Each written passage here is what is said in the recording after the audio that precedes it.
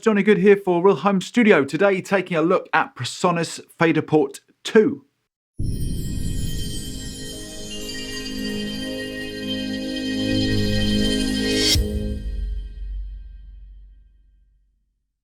Before we dive in and take a look at the Faderport 2, please do remember to like, subscribe, and if you've got something to say, please do drop it in the comments box below. Okay, so let's just kick things off by comparing with the original, now known as the Classic, the silver, smaller version, both with the same full-range motorized fader. If you flip them on the back, you can also see they're both connected by USB, but both still require an external power supply. And having used the Faderport 2 over the last few weeks, I can report back that Presonus have improved substantially over their original Classic design. The controller is now housed in this very attractive black metal chassis. You've got the same full-range motorized fader, LED backlit controls, a central control knob, and these very tactile shuttle controls. Now, even though the new Faderport is somewhat larger than the original Classic, it still has roughly the same amount of buttons, although it has this new latchable shift key, which, once you get used to it, allows you to access a whole range of new feature sets, and indeed opens the door to dual functionality on these buttons with ease. It's worth noting that Faderport 2 also comes bundled with Studio One Artist, along with some very desirable plugins indeed. My pick of the bunch being from Plugin Alliance, their Opto Compressor and their Mark EQ2, along with Outputs Movement and a Lexicon Reverb. Okay, let's dive into Studio One and check out the controls on the Faderport 2. Okay, so from the top, I've highlighted this track in yellow so you can see the functions that are happening corresponding with the Faderport. So we can solo that track out. We can also mute it, and we can one-touch arm it for recording as well. Now, here's our latch shift button, which then enables the secondary functions solo clear, mute clear, and also arm all as well, so we can arm all of the tracks together. Onto the second row, we've got this really handy bypass button, which bypasses the effects in the effects bin. By pressing shift and then the bypass button, we can bypass all of the effects which are in the entire project. That's really, really handy.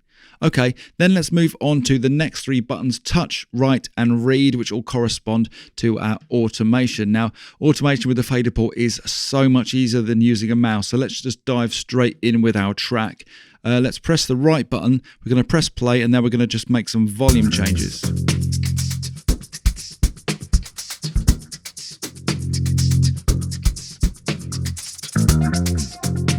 Okay, obviously some pretty wacky automation. We're now going to hit read. We're going to just scroll back to the start of that section, press play.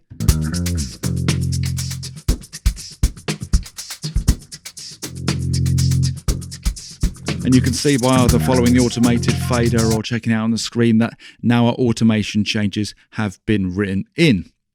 Okay, another handy function that we can do if we just undo that is this touch function for automation. So if we depress that, it will now send the fader back to its original position. That's really handy for quick and accurate automation. Just check that out.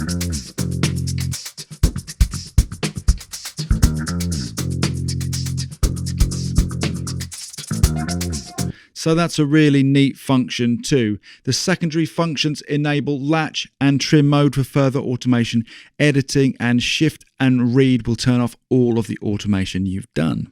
On to the next row down, where we've got these next and previous buttons where you can shuttle with ease through the channels on the console. And actually, in that position, that's what the jog wheel will do as well. That's a multifunctional jog wheel, so that has a number of uses depending on what application you're in on the Faderport. Next up is this very cool link button, which when depressed enables you to take control of the knobs within your effects. Now, this works very well with the effects that are within Studio One.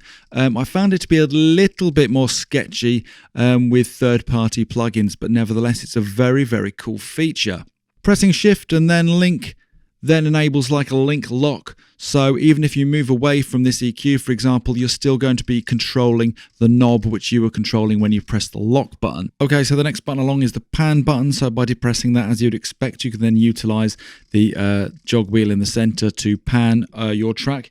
If you press shift and pan, it then utilizes the second function, which is flip, which lets you use the fader to pan the track, which can be really handy when automating. Next up is the channel control. That puts you back in charge of the channels on the console, which you can move around with ease with the jog wheel in the center there. And pressing shift and then channel then enables channel lock, which works much the same as the link lock previously. Even if you move away from that channel, your fader will still be in charge of the channel which you've locked. Moving on, we've then got the scroll button, which puts the jog wheel in control of the timeline, as you can see above there. By pressing shift and scroll, it then enables zoom, which allows you to magnify or zoom out of your track nice and easily. We have a master button, which enables us to change the level of the master bus fader while still being able to use the fader for whatever channel we've got selected. A click button, which enables our metronome on and off. A section, if you work in sections, enables you to be flick between the verses and the choruses of whatever sections you've already assigned into your track. And the same thing with markers. So whatever markers you've assigned in your track, marker enables you to navigate through them with ease. Finally, you also have these F functions, which I think are assignable, but I haven't been able to work out how you assign them yet. But their functions are this. So if we press shift and F1, it brings up our sort of track list information on the left hand side there. If we press F2, it brings up the track inspector.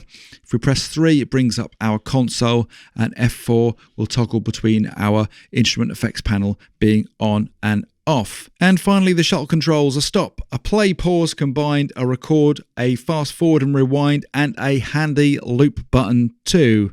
Pressing stop button twice will reset you right to the start of your project.